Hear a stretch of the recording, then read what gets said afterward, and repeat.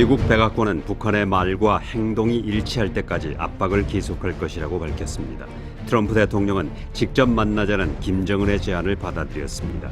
또 미국은 동맹과 파트너들과 함께 단결하고 있고 과거의 실수를 되풀이하지 않을 것을 분명히 하고 있다고 강조했습니다.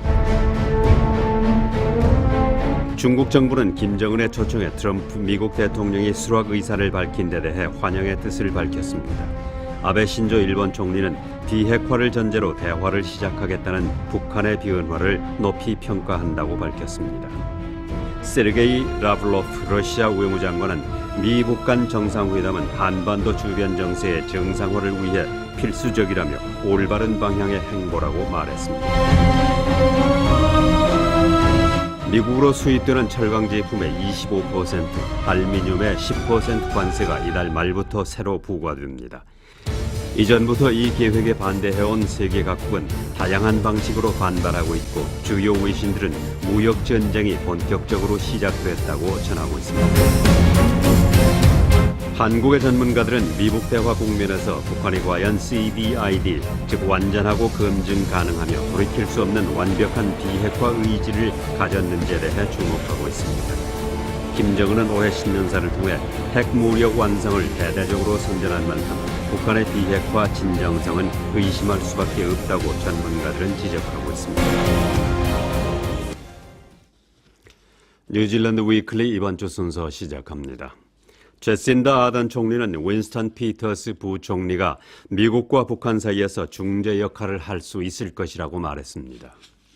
10년 전 당시 미국의 콘돌레자 라이스 외무장관의 초청으로 윈스턴 피터스는 특사단으로 북한을 방문해 미사일 발사 계획을 연기하도록 협상한 경력이 있습니다. 아던 총리는 오는 5월 말 이전에 트럼프 대통령과 김정은의 회담이 이루어진다면 뉴질랜드 정부는 이를 돕기 위해 최선을 다하겠다고 말했습니다. 아던 총리는 우리의 역할이 어떤 것이든 이는 아시아 지역과 세계를 위해서 좋은 일이라고 말했습니다.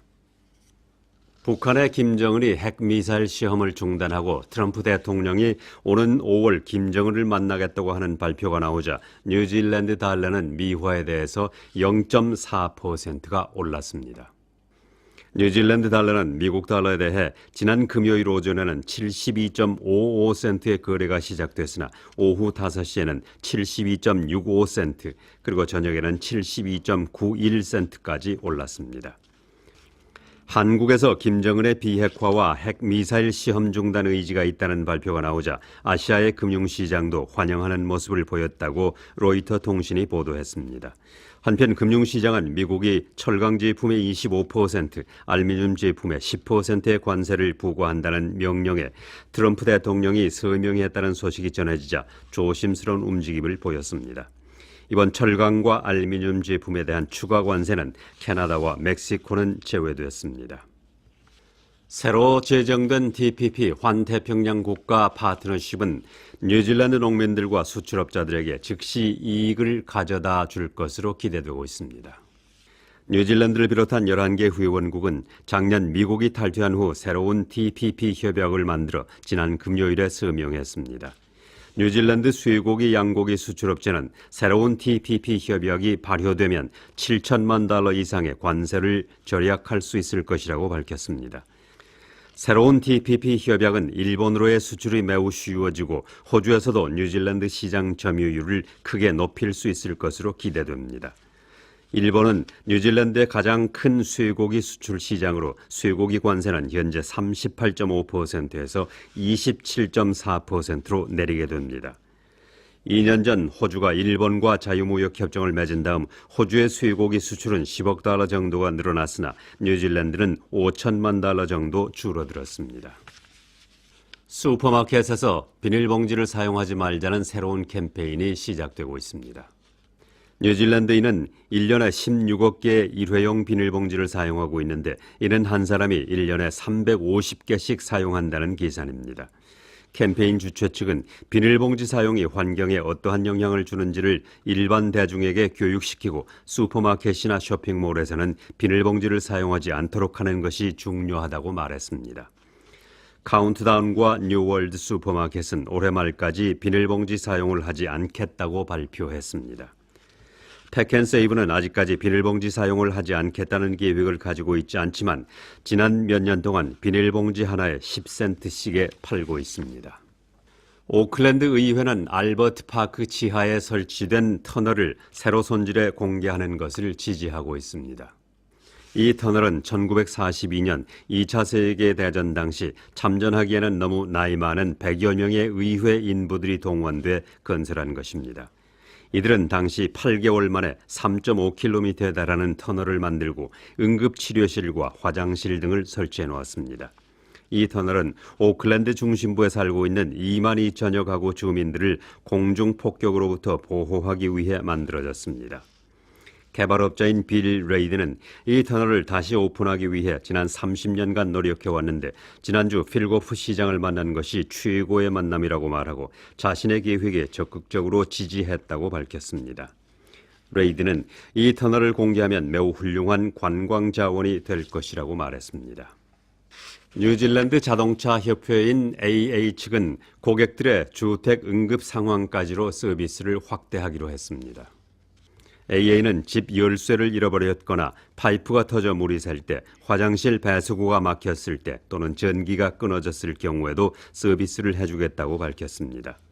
AA는 고객들의 설문조사를 통해 많은 사람들이 이러한 서비스를 원하고 있다는 사실을 확인했다고 말했습니다. AA의 설문조사에서 3분의 2 정도의 응답자는 지난 1년 동안 이러한 서비스를 위해 사람들을 부른 적이 있다고 답했으나 친구나 친척들이 아닌 경우 문제 해결에 어려움이 있었다고 말했습니다. 중국의 아무웨이 우수 판매자 6천여 명이 다음 달 퀸스타운을 방문합니다. 이들은 560명씩 11개 그룹으로 나누어 퀸스타운에서 5일간씩 머무르게 되는데 이 행사는 뉴질랜드 최대 행사로 기록될 것으로 보입니다. 데스티네이션 퀸스타운의 그레엄 버드 회장은 이 행사를 위해 아무웨이 차이나는 18개월 전부터 준비해왔고 이 행사의 전체 비용은 $3,000만 에서 $4,000만 추산된다고 밝혔습니다. 이 행사는 당초에 만여 명의 우수 판매자를 위해 기획됐으나 중국의 경제가 어려움을 겪으면서 그 숫자를 줄인 것으로 알려졌습니다.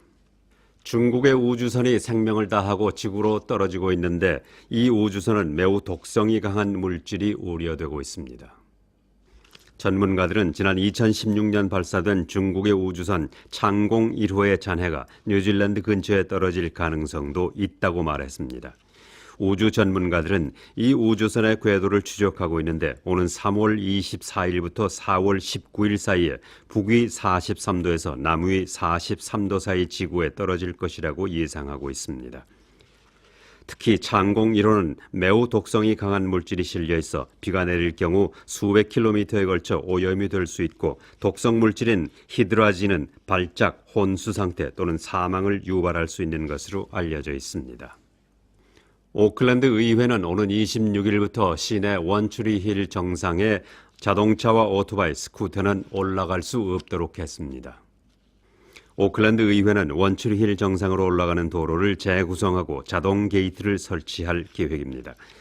공식적인 자동차 진입 금지 일정은 공사가 진행되는 과정에 따라 완공 일주일 전에 발표할 것으로 알려졌습니다. 뉴질랜드 1차 산업부는 호주에서 리스테리아균에 오염된 록멜론이 뉴질랜드로 수입되지 않았다고 확인했습니다.